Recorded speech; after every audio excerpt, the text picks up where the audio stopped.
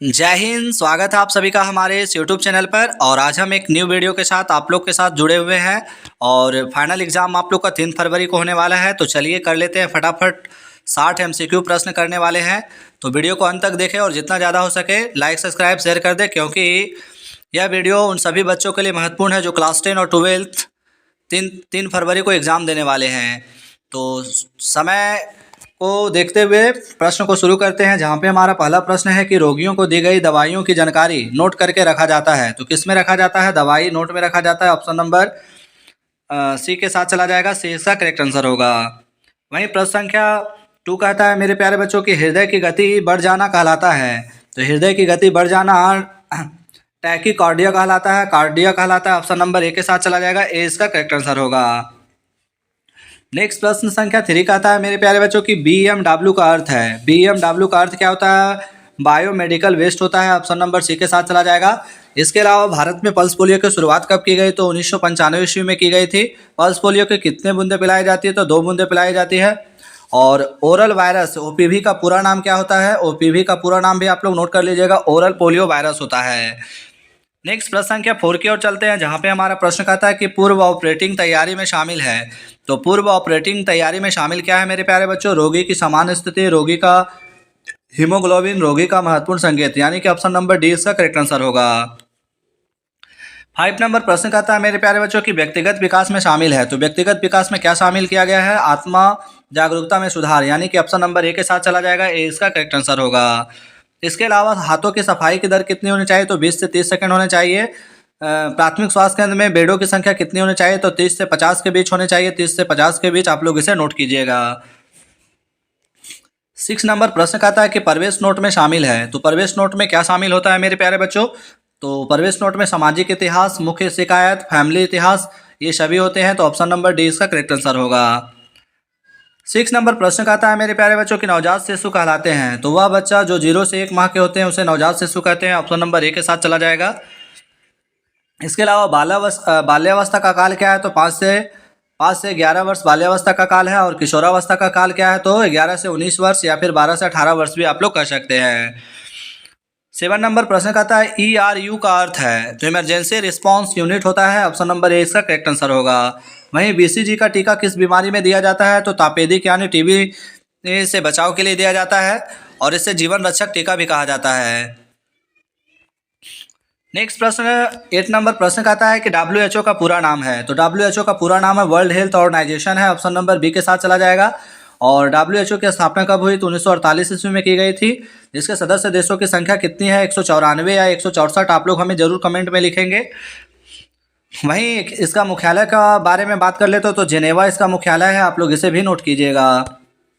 Next प्रश्न संख्या 9 कहता है कि मरीज रिकॉर्ड में शामिल है। तो मरीज के रिकॉर्ड में क्या शामिल होता है? मरीज की संख्या, स्वास्थ्य संबंधित समस्या, देखभाल योजना, यानी कि ऑप्शन नंबर डी के साथ चला जाएगा। डी इसका करेक्ट आंसर होगा। 10 नंबर प्रश्न कहता है कि दाखिला नोट में शामिल है। तो दाखिला नोट में क्या शामिल है मेरे प्यारे बच्चों? मरीज की जानकारी, मुख्य शिकायत, वर्तमान बीमारी की जानकारी, यानी कि डी इसका करेक्ट आंसर हो जाएगा।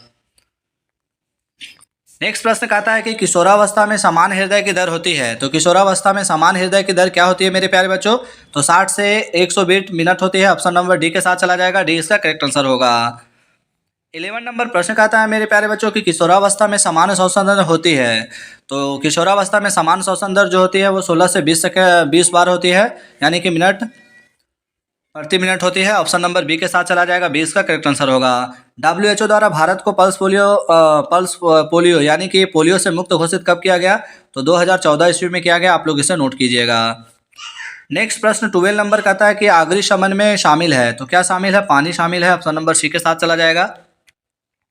और थैंक यू सो मच यानी कि दिवाकर सर, जिन्होंने ये PDF हमें प्रोवाइड किया है, उनके लिए बहुत बहुत धन्यवाद, ताकि हम बच्चों के लिए वीडियो बना पा रहे हैं। जहाँ पे हमारा 13 नंबर प्रश्न कहता है कि आपदा प्रबंधन के चरण होते हैं। तो आपदा प्रबंधन के चरण होते हैं, 4 होते हैं, यानी कि ऑप्शन नंबर बी के साथ चला जाएगा। 20 का करेक्ट आंसर होगा। 13 नंबर प्रश्न कहता है मेरे प्यारे बच्चों की तनाव के कारण होते हैं। तो तनाव के कारण क्या होते हैं? उच्च रक्तचाप, मोटापा, मधुमेह, यानी कि ऑप्शन नंबर डी के साथ चला जाएगा। उपरोक्त में से सभी। नेक्स्ट प्रश्न कहता है कि OTC परिसर में शामिल जोन है। तो OTC परिसर में शामिल जोन क्या हो जाता है? सुरक्षात्मक जोन, एसेप्टिक जोन और स्वच्छ जोन, यानी कि ऑप्शन नंबर डी के साथ चला जाएगा उपरोक्त में से सभी। 50 नंबर प्रश्न कहता है मेरे प्यारे बच्चों की मेडिको कानूनी मामलों में अस्पताल द्वारा बनाए जाने वाले महत्वपूर्ण दस्तावेज के प्रकार है। तो पुलिस की सूचना, घाव प्रमाण पत्र, निर्वाहन प्रमाण पत्र, उपरोक्त में से सभी, इसका भी राइट आंसर होगा। दिवाकर सर ने ये प्रश्न पत्र यानी कि जारी किया है, जो कि सारे बच्चों को प्रोवाइड किए गए हैं स्कूल के द्वारा। तो हमें भी मौका मिला वीडियो बनाने का, तो आप लोग के लिए बना रहे हैं। आप लोग जितना ज़्यादा हो सके वीडियो को लाइक, सब्सक्राइब, शेयर करना ना भूलें। स्थानांतरण एवं निर्वाहन नोट में निम्नलिखित में से कौन सा लिखा जाता है? तो ये लिखा जाता है स्थानांतरण के कारण, परिवहन का तरीका, रिपोर्ट देने और प्राप्त करने वाला व्यक्ति की जानकारी, यानी कि डी इसका करेक्ट आंसर होगा इनमें से सभी। 70 नंबर प्रश्न कहता है मेरे प्यारे बच्चों की हृदय की गति का बढ़ जाना कहलाता है, क्या कहलाता है? टैकीकार्डिया कहलाता है, ऑप्शन नंबर ए के साथ चला जाएगा। 80 नंबर प्रश्न कहता है रोगी के जांच प्रक्रिया में शामिल है, तो क्या शामिल है? एक्सरे, MRI, CT स्कैन, उपरोक्त में से सभी, इसका राइट आंसर होगा डी के साथ चला जाएगा। 90 नंबर प्रश्न कहता है मेरे प्यारे बच्चों की रोगियों को दी गई दवाइयों की जानकारी नोट करके रखा जाता है, किस में रखा जाता है? तो दवाई नोट में। इससे पहले भी वीडियो में क्वेश्चन आ चुके थे, दोबारा यहाँ पे क्वेश्चन आया है। नो टच तकनीक का उपयोग होता है, किस में होता है? ऑपरेशन थिएटर में किया जाता है। OPD का पूरा नाम क्या है? आउट पेशेंट डिपार्टमेंट होता है। IPD का पूरा नाम क्या होता है? आप लोग हमें कमेंट में लिखेंगे। नेक्स्ट 21 नंबर प्रश्न कहता है इनमें से कौन प्राकृतिक आपदा नहीं है? तो आतंकवाद जो है सो प्राकृतिक आपदा नहीं है, जबकि सुनामी, बाढ़ ये प्राकृतिक आपदा है। 22 नंबर प्रश्न कहता है कि महत्वपूर्ण सोच यानी कि क्रिटिकल थिंकिंग में शामिल है, क्या शामिल है? स्पष्टीकरण, विश्लेषण, निष्कर्षण, यानी कि ऑप्शन नंबर डी के साथ चला जाएगा इनमें से सभी। नेक्स्ट प्रश्न 23 नंबर कहता है कि स्मार्ट में टी का मतलब क्या होता है? तो टाइम लिमिटेड होता है, ऑप्शन नंबर बी के साथ चला जाएगा। नेक्स्ट प्रश्न अब हमारा खाली स्थान से रिलेटेड प्रश्न है, जहाँ पे हमारा प्रश्न कहता है कि सामान्य ऑपरेटिंग रूम का आकार कितने वर्ग मीटर होता है? तो 40 वर्ग मीटर होता है। वहीं नेक्स्ट प्रश्न कहता है कि व्यक्तिगत विकास में शामिल है, तो क्या शामिल किया जाता है? आत्म जागरूकता को शामिल किया जाता है। नेक्स्ट कहता है कि आपदा प्रबंधन अधिनियम में सन कब लागू हुआ था? तो 2005 में आपदा प्रबंधन नियम लागू हुआ था। वहीं कहता है एक वयस्क व्यक्ति की वर्ष तक की आयु होती है, तो कितनी होती है? 18 से 40 वर्ष तक के व्यक्ति वयस्क व्यक्ति कहलाते हैं। नेक्स्ट प्रश्न है कि HAZMT का पूरा नाम है, तो हजार्डस मटेरियल होता है, आप लोग इसे नोट कीजिएगा। समय प्रबंधन कौशल क्या है? तो महत्वपूर्ण कौशल है। इसके अलावा कहता है कि प्री स्कूल बच्चे की आयु 3 वर्ष से 5 वर्ष तक होती है। 8 नंबर में कहता है रेस में ए का मतलब क्या है? तो अलार्म होता है।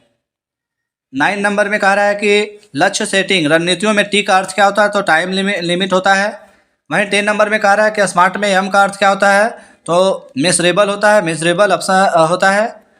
वहीं समस्या निपटान के लिए प्रेरणा और एकाग्रता का कौशल विकास मददगार होता है, तो आप लोग इसे भी नोट कीजिएगा कि समय निपटान के लिए प्रेरणा और एकाग्रता कौशल विकास मददगार होता है। वहीं नेक्स्ट में कह रहा है कि लक्षण सेटिंग स्मार्ट में 5 चरण होते हैं, कितने चरण होते हैं? 5 चरण। ERT का पूरा नाम क्या है? इमरजेंसी रिस्पॉन्स टीम होता है। वहीं किसी व्यक्तियों के अंदर जागरूकता लाना क्या कहलाता है? तो व्यक्तिगत विकास कहलाता है। इसके अलावा मेरे प्यारे जो इंपॉर्टेंट क्वेश्चन है 50 नंबर में, जहाँ कह रहा है कि LAMA का पूरा नाम क्या है? लिव अगेंस्ट मेडिकल एडवाइस होता है। रेस में आर का मतलब क्या होता है? तो रिमूव भी होता है। मनुष्य के शरीर का सामान्य तापमान कितना है? तो 98.6 फॉरेनहाइट होता है। और अब यहाँ पे हम निम्नलिखित कुछ ऐसे प्रश्न हैं जिसका फुल फॉर्म बताने जा रहे हैं, जो कि आप लोग के एग्जाम के लिए काफ़ी इंपॉर्टेंट होने वाला है। तो चलिए देख लेते हैं। जहाँ पे हमारा प्रश्न कहता है BMW का फुल फॉर्म क्या होता है? बायोमेडिकल वेस्ट होता है। BARC का पूरा नाम क्या होता है? तो भाभा एटॉमिक रिसर्च सेंटर होता है। GDA का पूरा नाम क्या होता है? जनरल ड्यूटी असिस्टेंट होता है। एक टॉप क्लास का क्वेश्चन बनने वाला है। PSU का फुल फॉर्म क्या होता है? तो पोस्ट एनेस्थेसिया केयर यूनिट होता है। इसके अलावा MLC का पूरा नाम क्या होता है? मेडिको लीगल केस होता है। इसके अलावा WHO का फुल फॉर्म क्या होता है? वर्ल्ड हेल्थ ऑर्गेनाइजेशन होता है, यानी कि विश्व स्वास्थ्य संगठन होता है। OT का पूरा नाम क्या होता है? ऑपरेशन थिएटर होता है। PPE का पूरा नाम क्या है? पर्सनल प्रोटेक्टिव इक्विपमेंट होता है। ERT का फुल फॉर्म क्या होता है? इमरजेंसी रिस्पॉन्स टीम होता है। वहीं LMA का पूरा नाम क्या होता है? लिव अगेंस्ट मेडिकल एडवाइस होता है। और स्मार्ट का फुल फॉर्म क्या होता है? Specific measurable action based. Realistic time limit होता है, इसका भी आप लोग इसे नोट कीजिएगा। POMR का पूरा नाम क्या होता है? प्रॉब्लम ओरिएंटेड मेडिकल रिकॉर्ड होता है। रेस का पूरा नाम क्या होता है? तो रिजु